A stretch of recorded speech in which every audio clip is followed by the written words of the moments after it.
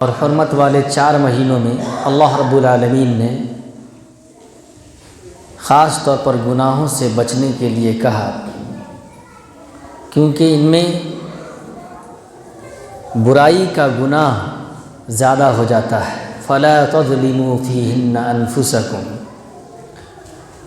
حرمت والے 4 مہینے ذوالقعدہ، ذوالحجہ، محرم اور چوتھا رجب ہے۔ یہ رجب کا مہینہ چل رہا ہے۔ اس مہینے میں خصوصی عبادت کا اہتمام کرنا یہ ثابت نہیں ہے، یعنی ہر وہ عبادت جو آپ صلی اللہ علیہ وسلم نے نہیں کیا، اس مہینے میں خاص طور پر اس کو اپنی طرف سے بنا کر پیش اگر کوئی کر دے تو اس پر عمل نہیں کیا جائے گا۔ جیسا کہ ماہ رجب میں بہت سارے لوگ روزہ رکھتے ہیں، روزہ رکھنے کی کوئی فضیلت ماہ رجب میں روزہ رکھنے کی کوئی بھی فضیلت آپ صلی اللہ علیہ وسلم سے ثابت نہیں ہے۔ لم یرد فی فضل شہر رجب ولا فی صیامہ ولا فی صیام شیء منہ معین۔ ماہ رجب کی فضیلت یا اس کے روزے کی فضیلت یا اس میں کسی متعین دن کے روزے کی فضیلت کے بارے میں کوئی بھی صریح دلیل نہیں ہے۔ میرے بھائیوں، مذہب اسلام وہ مذہب ہے جس کا اصول یہ ہے کہ ہم جو بھی عبادت کریں گے وہ قرآن و حدیث سے ثابت ہونی چاہیے، وہ آپ صلی اللہ علیہ وسلم کے قول سے، آپ کے فعل سے ثابت ہونی چاہیے۔ قول و فعل تقریر اگر ان چیزوں سے ثابت نہیں ہے تو وہ عمل بدعت ہے۔ اسی چیز کے متعلق میں نے پچھلے جمعہ میں خطبہ دیا تھا۔ اور ایک اور بدعت یہ ہے کہ لوگوں کا تصور یہ ہے کہ آپ صلی اللہ علیہ وسلم کے اسراء و معراج کا جو واقعہ پیش آیا وہ ماہ رجب میں پیش آیا۔ لوگوں کا ایسا خیال ہے، حالانکہ ماہ رجب میں پیش نہیں آیا۔ تو ان کا خیال یہ ہے کہ آپ صلی اللہ علیہ وسلم کہ اسراء و معراج کا جو واقعہ پیش آیا وہ رجب کے مہینے میں پیش آیا، اس لیے وہ رجب کے مہینے میں خصوصی عبادت کا اہتمام کرتے ہیں۔ ان کا خیال یہ ہے کہ 27 رجب کو پیش آیا، حالانکہ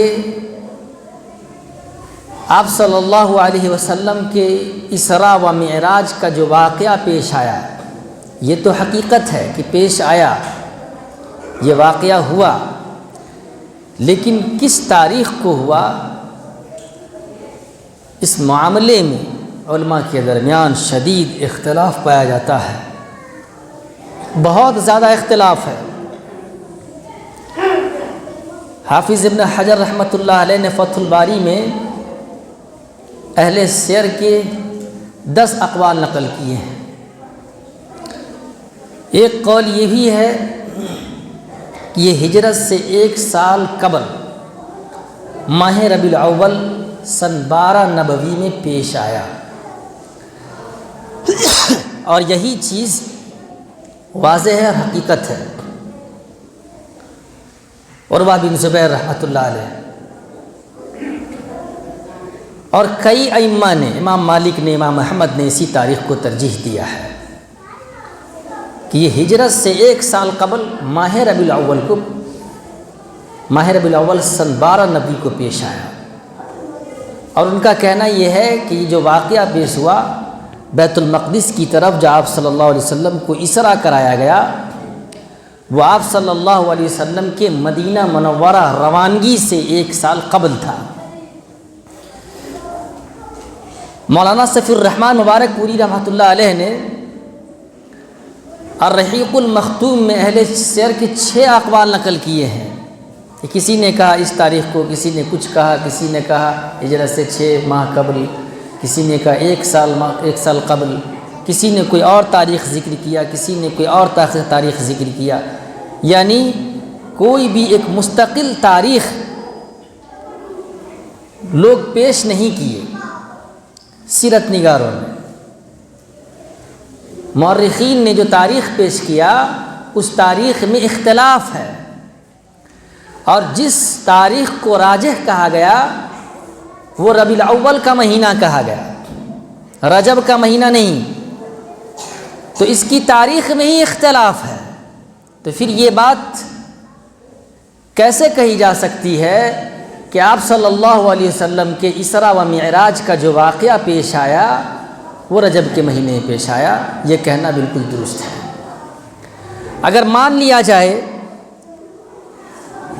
ایک وقت یا ایک گھڑی کے لیے کہ ٹھیک ہے رجب کے مہینے میں پیش آیا، تو اس سے یہ کہاں ثابت ہوتا ہے کہ اس مہینے میں خاص طور پر کسی بھی عبادت کا اہتمام کیا جائے، روزہ رکھا جائے یا صلاۃ الرغائب والی نماز پڑھی جائے؟ یہ ثابت ہوتا ہی نہیں ہے۔ میرے بھائیوں، آپ صلی اللہ علیہ وسلم کے اسراء و معراج کا جو واقعہ پیش آیا اس بارے میں اللہ رب العالمین نے سورہ اسراء کے اندر بیان فرمایا ہے، سبحان الذی اسری بعبدہ لیلا من المسجد الحرام الی المسجد الاقصی الذی بارکنا حولہ لنریہ من آیاتنا انہ هو السمیع البصیر۔ یہ واقعہ پیش کرنے کا مقصد صرف یہ ہے کہ ہمیں اس چیز کا علم ہو جائے کہ یہ واقعہ کیسے پیش ہوا، اسراء کسے کہتے ہیں، معراج کسے کہتے ہیں، بس علم کے لیے یہ میں آپ کے سامنے ذکر کر رہا ہوں، ورنہ اس کا مقصد قطعاً یہ نہیں ہے کہ رجب کا یہ مہینہ ہے اس لیے یہ واقعہ پیش کیا جائے۔ یہ تصور قطعاً نہیں ہونی چاہیے۔ لوگوں کا گمان ہے کہ یہ واقعہ اس مہینے پیش آیا، ان کا یہ گمان غلط ہے۔ الغرض اللہ رب العالمین نے بیان فرمایا کہ پاک ہے وہ ذات جس نے اپنے بندے کو رات کے کچھ حصے میں مسجد حرام سے مسجد اقصی تک لے گیا، جس کے آس پاس کو ہم نے بابرکت بنایا ہے۔ ایسا ہم نے اس لیے کیا تاکہ ہم انہیں اپنے قدر کی بعض نشانیاں دکھلائیں، اور وہ بہت زیادہ سننے والا اور بہت زیادہ وہ دیکھنے والا ہے۔ میرے بھائیوں، اللہ رب العالمین نے اس آیت کی شروعات سبحانہ سے کیا۔ کہتے ہیں سبحان اللہ کب کہتے ہیں؟ جب کسی بھی چیز پر تعجب ہوتا ہے، جب حیرت والی چیز ہم دیکھتے ہیں تو کہتے ہیں سبحان اللہ۔ یہاں اللہ رب العالمین اپنی قدرت پر اور اپنی طاقت پر اللہ تعالیٰ نے تعجب کا اظہار کروایا کہ اللہ رب العالمین وہ طویل مسافت جو ان دنوں 40 راتوں میں طے کی جاتی تھی، اللہ رب العالمین نے راتوں رات وہ سفر طے کرا دیا۔ یہ اللہ رب العالمین کی قدرت اور طاقت ہے۔ اور اس سفر میں جو آپ صلی اللہ علیہ وسلم کی سواری تھی وہ براق تھی، اور براق کے ذریعے سے اللہ تعالیٰ نے یہ سفر طے کروایا، اسراء کا سفر، مسجد حرام سے مسجد اقصی تک۔ جو آپ صلی اللہ علیہ وسلم کی جو سواری تھی، جو سفر تھا، اس کو تو اسراء کہیں گے، اور جو سواری تھی وہ براق تھا۔ اللہ تعالیٰ نے اس آیت میں لفظ عبد کا استعمال کیا ہے کہ اس نے اپنے بندہ کو، اور بندہ کہتے ہی ہیں اسے جس میں روح ہو اور جسم بھی ہو، تو آپ صلی اللہ علیہ وسلم کو جسمانی طور پر، روحانی طور پر زندہ تھے آپ صلی اللہ علیہ وسلم، اور آپ خواب میں نہیں تھے، خواب میں آپ کا یہ واقعہ پیش نہیں ہوا، بلکہ آپ بیداری کی حالت میں آپ صلی اللہ علیہ وسلم کو یہ اسراء و معراج کرایا گیا۔ حافظ ابن کثیر رحمۃ اللہ علیہ کہتے ہیں وَهَذَا مذهب جمہور السلف والخلف من ان الاسراء كان ببدنه وروحه صلوات الله وسلامه عليه كما دل على ذلك ظاهر السياقات من ركوبه وصعوده في المعراج وغیر ذلك۔ اگلے پچھلے تمام سلف کا، اہل علم کا اس بات پر اتفاق ہے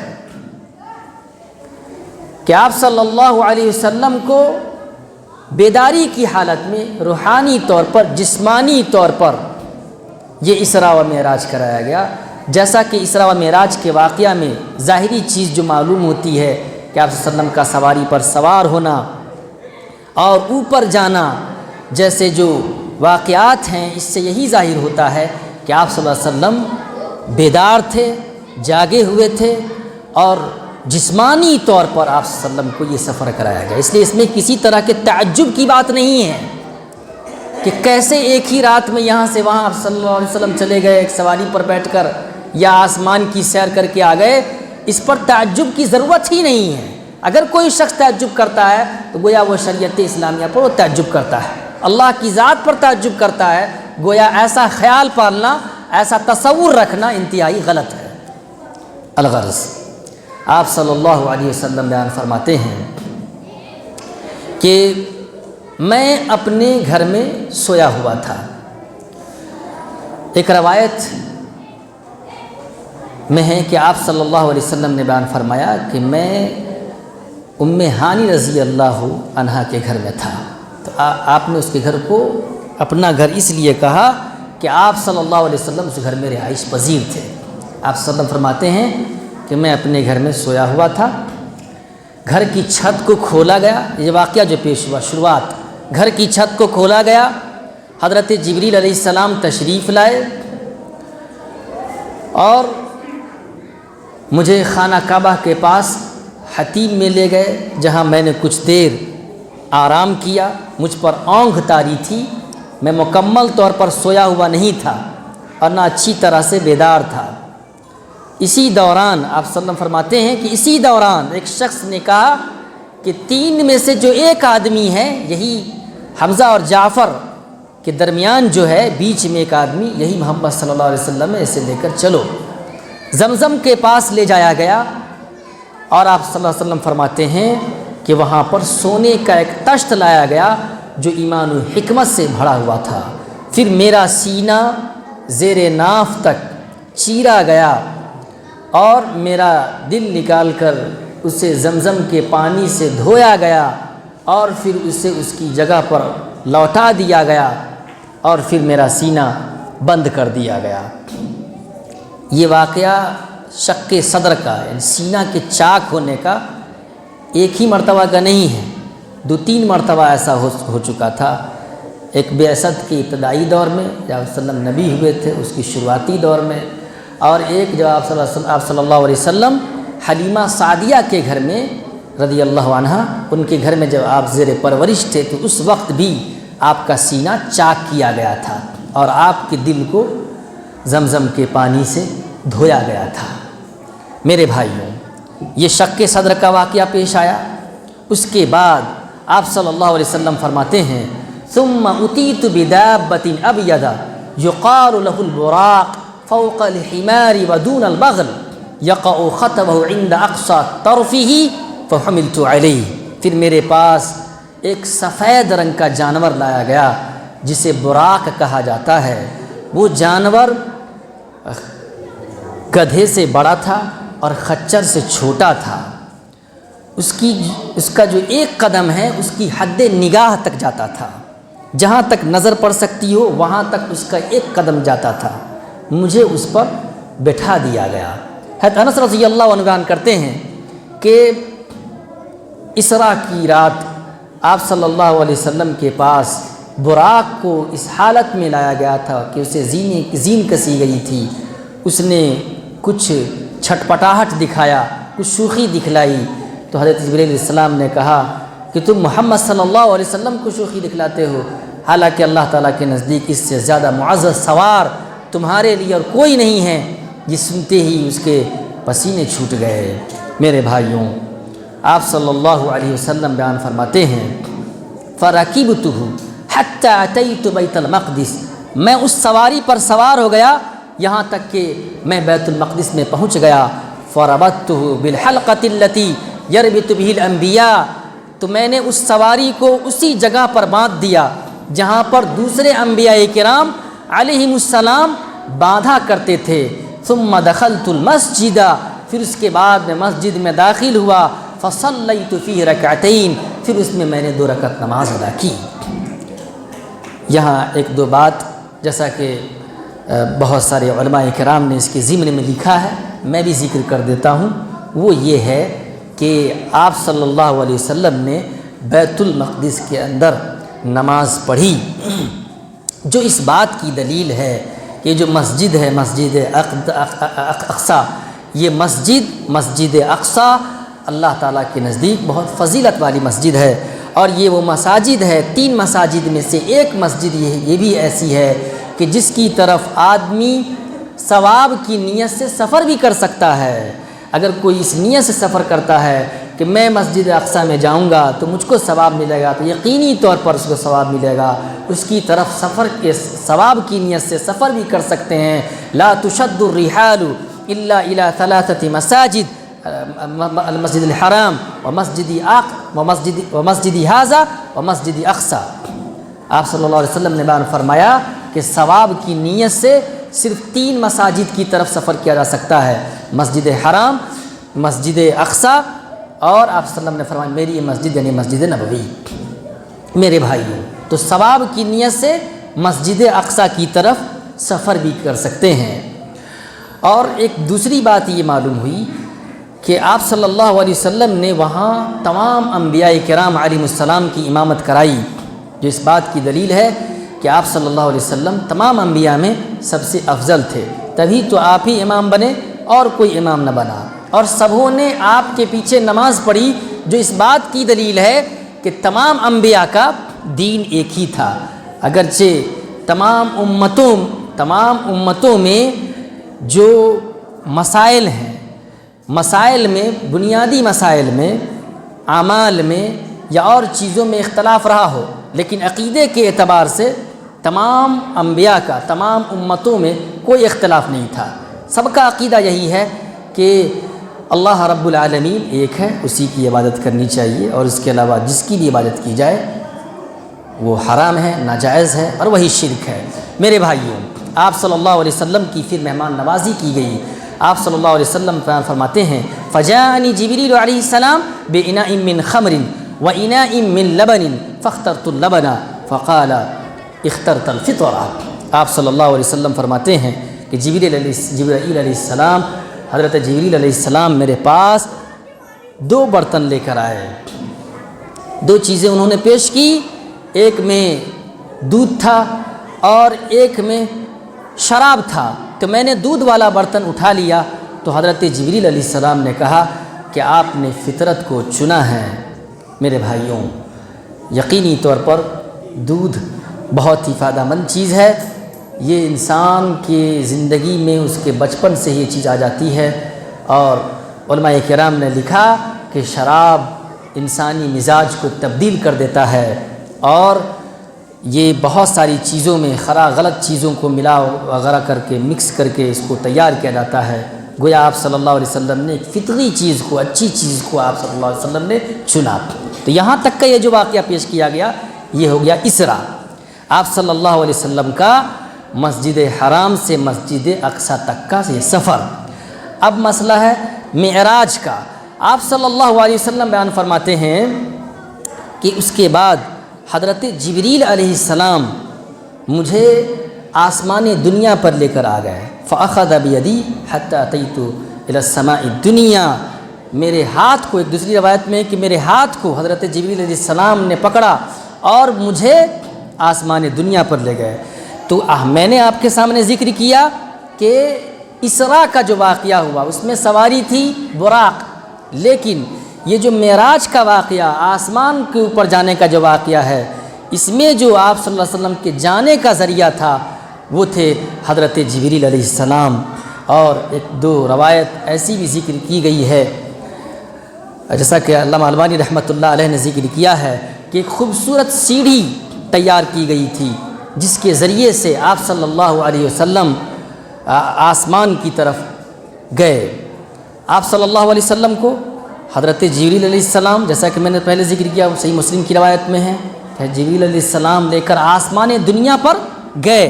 پہلے آسمان پر آپ صلی اللہ علیہ وسلم کی ملاقات حضرت آدم علیہ السلام سے ہوئی۔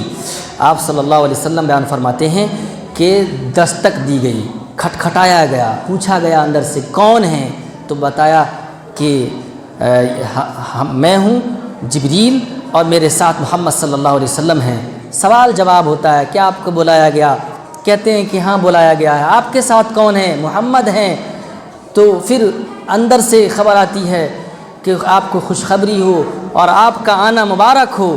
پھر آپ صلی اللہ علیہ وسلم حضرت جبریل علیہ السلام کے ساتھ اندر جاتے ہیں، تو پھر حضرت آدم علیہ السلام کے پاس سے گزرتے ہیں۔